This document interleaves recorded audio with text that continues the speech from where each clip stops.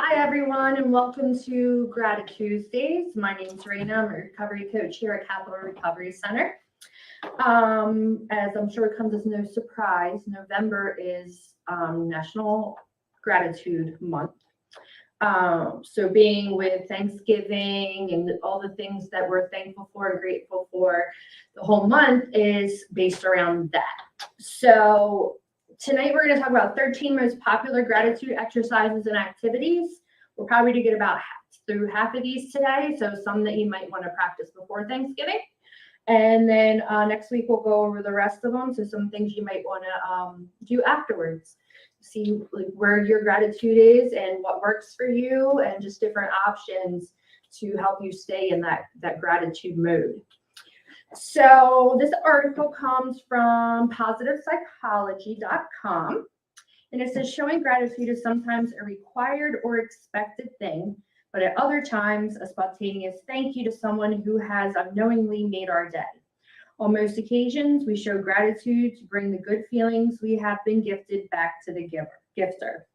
While it is admirable to want to share our gratitude and good feelings with others, we rarely stop to think about what giving others our gratitude does for us. As it turns out, it does quite a lot for our brains and mental well-being. Before we continue, we thought you might like to, we talked about downloading the exercises, which we're not going to do. And it talks about how research shows how gratitude can have like different effects it can have. So it says it can help you make friends. One study found that thanking a new acquaintance makes them more likely to seek a more lasting relationship with you. Another is improve your physical health.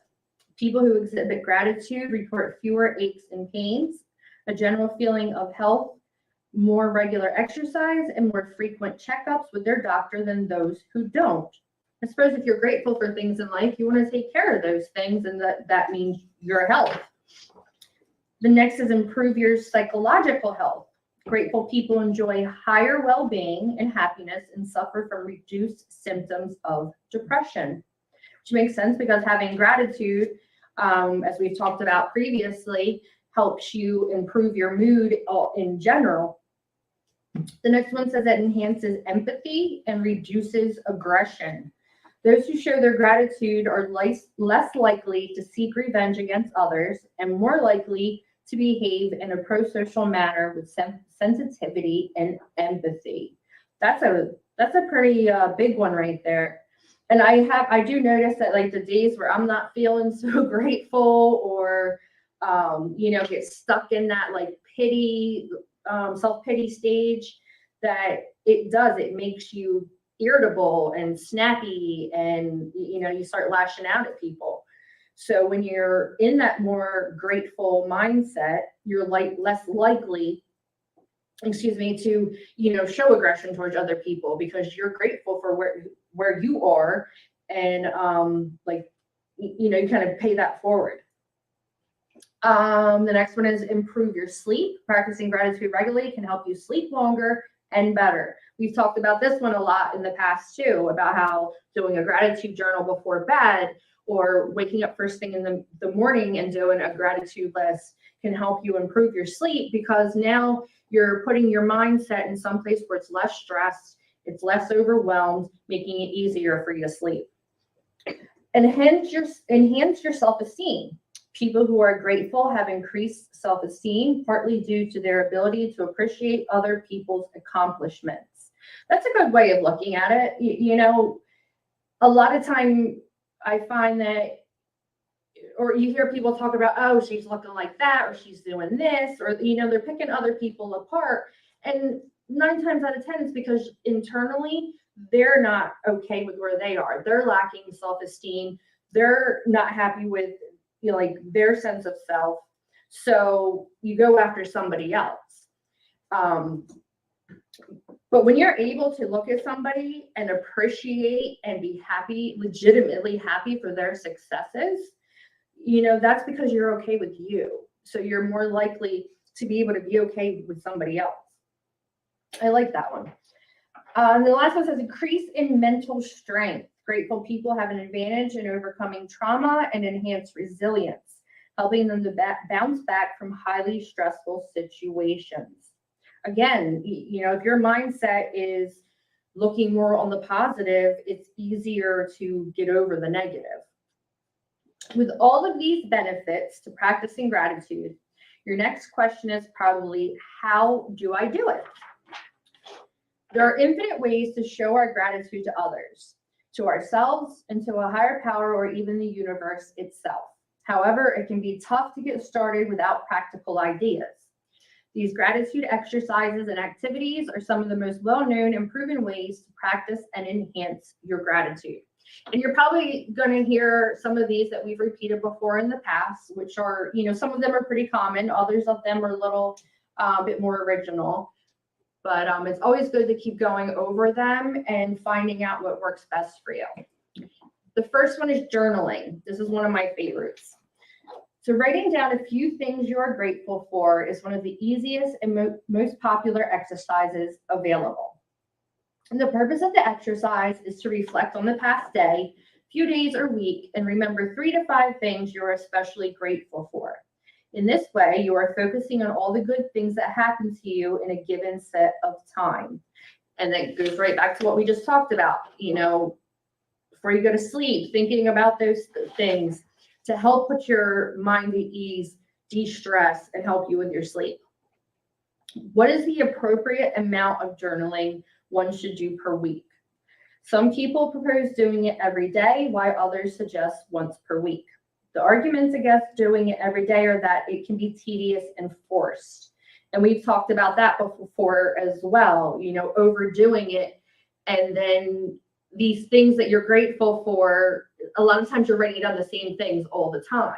So if you ever find that you're doing this activity and you're starting to be like, okay, I'm grateful for this today, I was grateful for this yesterday, skip a day, or maybe kind of redirect where that attention is going away from, those few things that you write down all the time.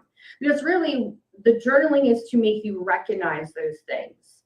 So when you're writing them down over and over again, it starts to become a habit, and you start just naturally being grateful for those things.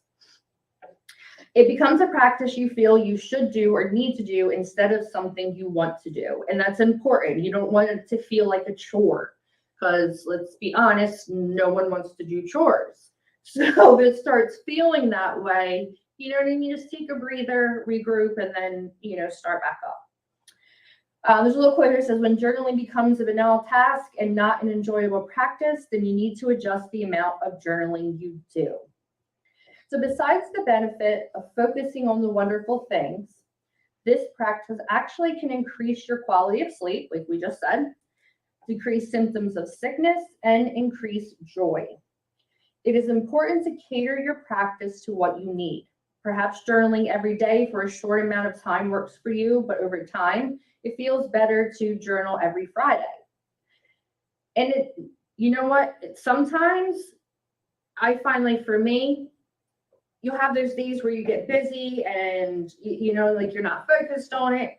And then I'll have like a once a week or once every 2 weeks where I sit down and I just start like typing or writing, and it just goes on and on and on and on.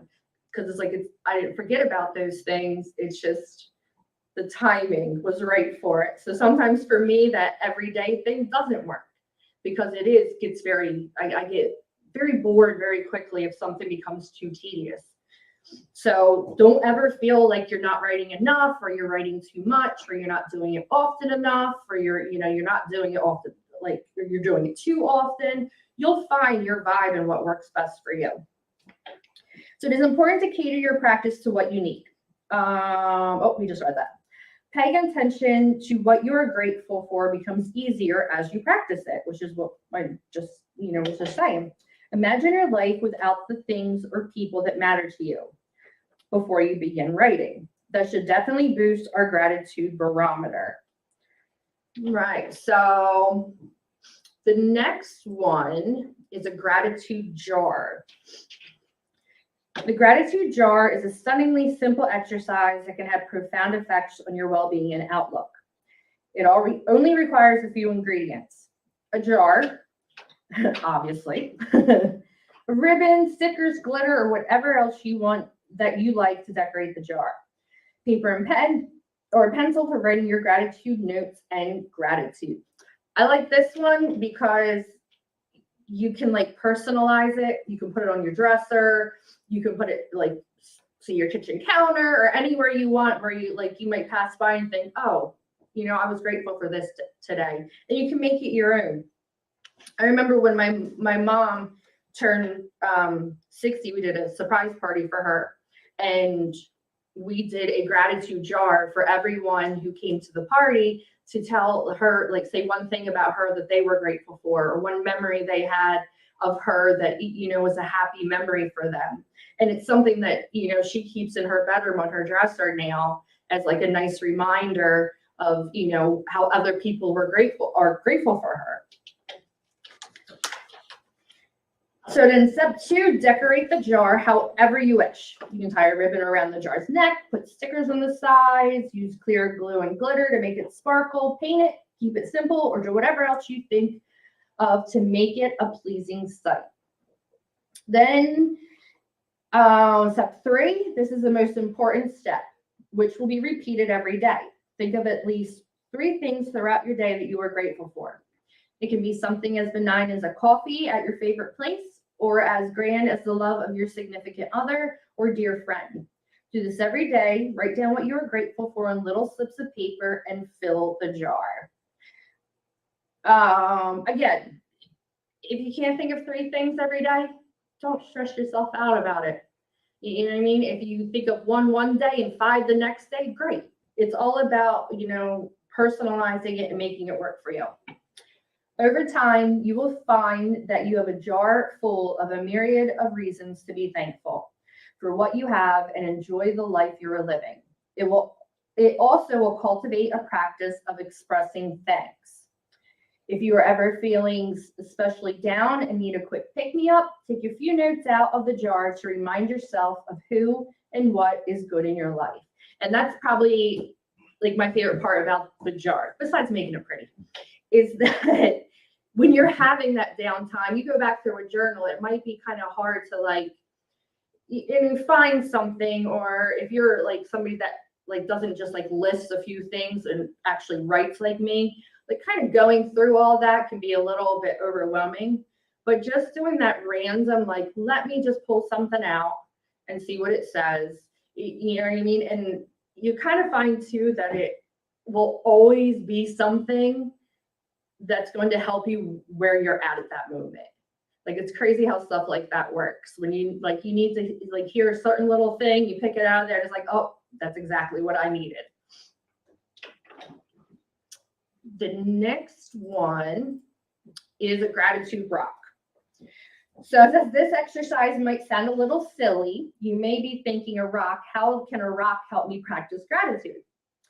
The secret to this exercise is that the rock is a symbol, a physical object you can use to remind yourself of what you have. And the instructions are about as simple as instructions can be. Just find a rock. I'm sure that's easy enough for everybody to do. Make sure to pick one you like, whether you like it because it's pretty, because it's smooth or has an interesting texture, or because you picked it up from a special place. If you have another object you'd rather use instead, feel free to substitute that for the rock. Carry this rock around in your pocket.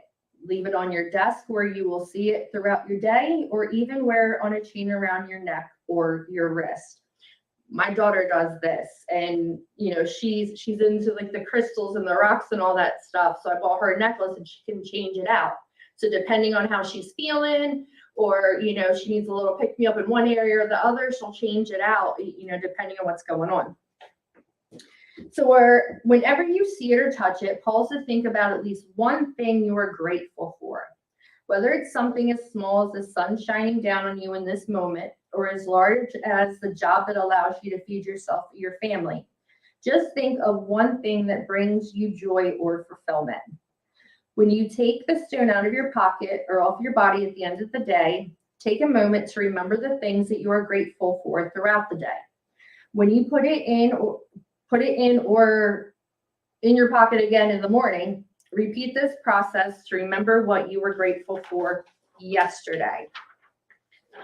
Not only will this help you remember the things you're grateful for, but also it can trigger a mini mindfulness moment in your day.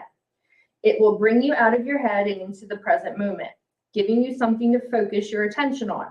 It can also act as a switch to more positive thinking.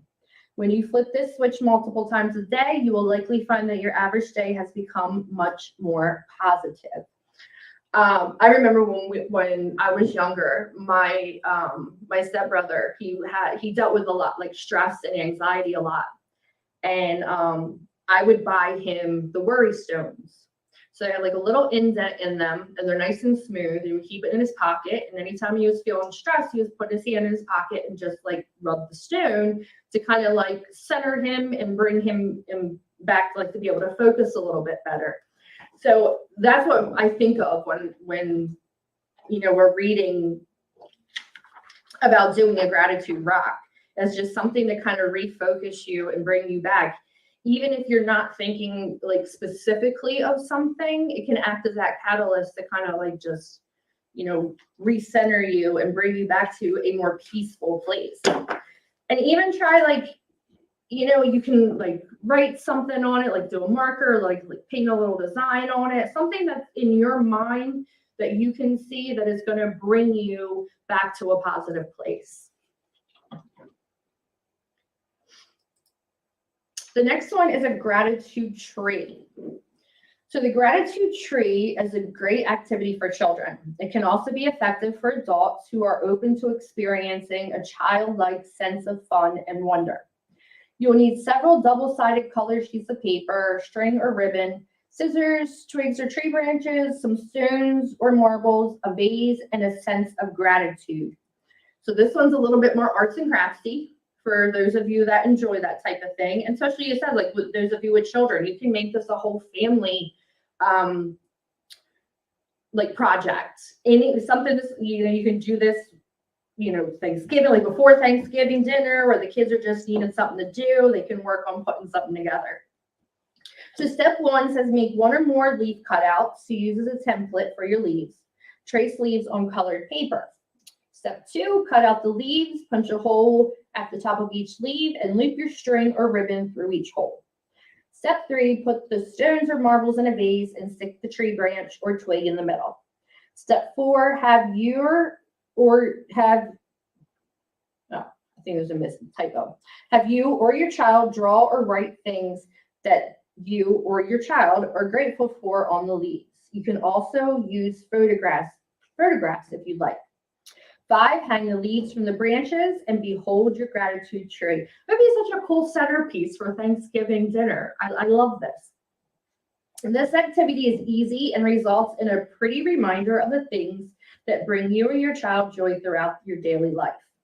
It may be intended for kids, but there's no age limit on finding creative ways to cultivate your gratitude. So get to drawing. Oh, I'm going to close that out. Video. We don't have a video. I really like this. I might have to do this Thanksgiving morning with the kids so they like stay out of the way. And it's something fun for them to do as well. I like that. All right, number 5 is a gratitude garden. The gratitude garden activity is a good activity to follow creating gratitude trees. This is also intended for children, but adults can certainly follow along to get to the gratitude spirit. So follow the steps to journey to the gratitude garden.